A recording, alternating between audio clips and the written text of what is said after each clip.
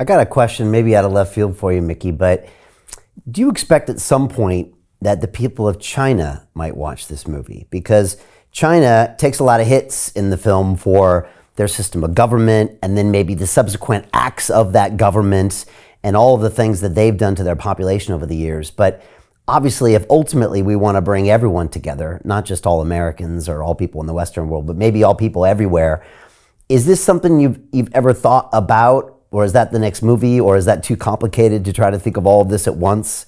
I was just kind of curious because obviously it plays a big part in the film, and I guess quite necessarily because you're trying to show what this other system looks like and then the consequences of that system. But is that anything you thought about? Well, yeah, and I've actually had some Chinese organizations who have seen the film, and they're now taking it to their larger, broader organizations, which one of them is massive, and a lot of them are Chinese dissidents. And they're also working at getting the film into the Chinese people that are still under the stranglehold of the CCP through VPNs and different ways to get it to the people. Because the Chinese that have seen this, and some of them I feature in the film, some of the Falun Gong practitioners who have escaped to America to warn us of what's coming, they all feel that it's very critical for their people to see, because some of them, even living within their own regime, still don't know what's happening because they don't have any access. They're so afraid of trying to access outside access information that they just have their state-sponsored propaganda, and that's all they believe, and they're happy being enslaved. Like they want to be told where to go. They know all their neighbors are watching them. They have a social credit score. They're paranoid about the way they cross the street, leaving a dish of food on a table at a restaurant. They're highly aware that if they make any slip up, that their social credit score, they have citizens watching them at all times. Imagine that. Imagine just the feeling of we know how it feels just to be judged, and we live in a very judgmental country, more and more increasingly so.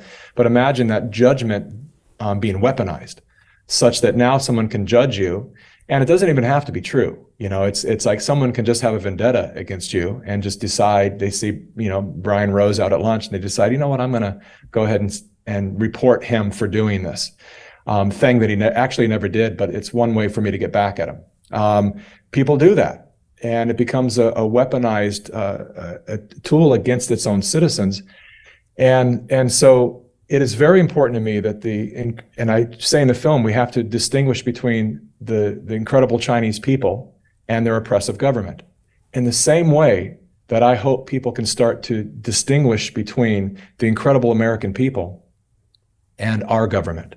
Because there's a lot of nations that hate us, and because they see what our government has done, they see what our military has done, and they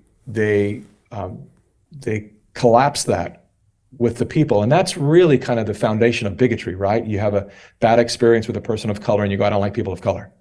And it's like, we have to stop being so myopic and simple-minded in a way that we don't lose the ability to analyze an individual for their individual actions and not equate that to their culture or their race. And in the same way that I want people to look at America and realize, look, vast majority, and I mean 99% of the population are not happy with our own government. We're not happy with what they've done in the past. We're not happy with the continuous war. And it is done in our name, but not by us. And people need to know that about China too. There's no reason to discriminate against Chinese people. They're under the stranglehold far more than we are. We'll be under the same level of stranglehold if we don't wake up fast. But that's the whole goal, and that's the reason I made the Great Awakening, is hopefully to do my part in what little way I can possibly do, just to have people understand that we have a choice right now. There's still choice, and we have the power to choose. We always wait until the choice is presented to us as one choice, but we have the power to choose between rehumanization and dehumanization, to choose whether or not, even to some of the subjects that you talk about too, like AI. We have a choice on how do we interact with it. Are we going to be responsible? Or are we going to abuse the technology? Because technology is not inherently good or bad. It just is. And are we going to treat it the way we treat our food? Food isn't inherently good or bad. It's necessary. But what we eat and how we eat is destroying us. It's one of the biggest killers in America right now. It's just food, obesity and heart disease and all of that. And so, sex, alcohol, drugs, all of that, it's not inherently bad. It's the way that we engage with it.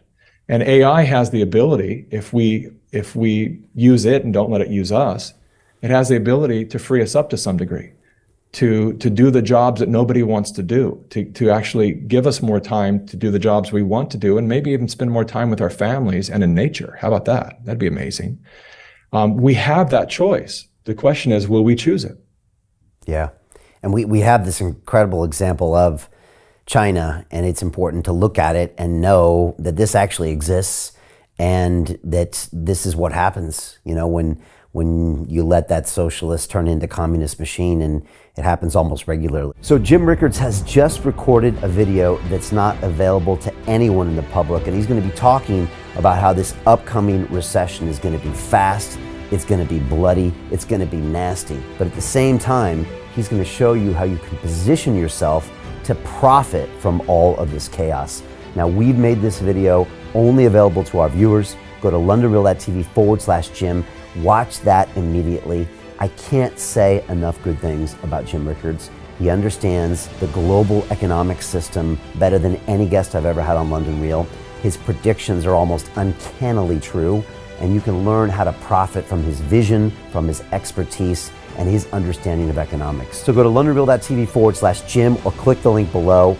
It's an excellent, excellent look on what's going to happen in the future and how you can position yourself to profit from that. Jim is one of the best in the business, one of my favorite guests on London Real, and he's very, very good at predicting the future and showing us all to profit from it. So click the link, and I hope you enjoy.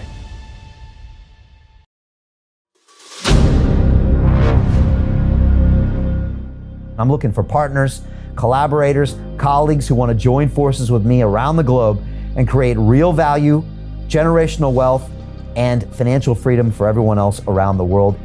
Get involved in the cryptocurrency markets, get involved in the NFT markets. This is your moment. Life all comes down to a few moments. Don't let this pass. Now it's not too late. Next year's going to be too late. Ultimately, this is about freedom. That's the way I see it. This is about giving power back to the people and enabling billions of people worldwide to use the financial markets to improve their lives and those of their friends and their families and their communities. Honestly, I think it's a violation of human rights not to allow people basic access to financial services. Because right now people are being kept in the dark, they're being robbed of education, and it's a travesty. And so I'm looking for people that want to join me and be a part of this solution. And that all happens inside the DeFi Academy. The gains my students are making are absolutely amazing. Double, triple digit gains in the first month alone. That's amazing. This will change your life. Now is the time to get involved. I'm going to tell you exactly how my students in my academy made money in the last 30 days. I'm talking about real trading results. And let me just whet your appetite a little bit. Let me hit you with some numbers. I'm talking Brendan from New Zealand is up 68.77% on the month. Steve from Europe up 83%. Albert in Singapore up 169.9% on one single trade. I got Susan up 153% on her call options alone, also rocking 139% returns and 442% returns as well on individual trades. These are people that are changing their financial future in the last 30 days, but it's based on trading discipline. I've graduated over 500 students from inside my academy from over 54 countries around the world. It's amazing. When it comes to crypto, DeFi, and blockchain, we love this space. We truly believe it's the future. This is down to our core. It's authentic to what we're doing, and everybody can tell through the camera because you can't make this stuff up. If you're watching me now, wherever you are, I implore you, take 60 seconds right now and join my academy. Apply today. Now you've got a chance. Life all comes down to a few moments. What are you going to do? What's the choice that you're going to make?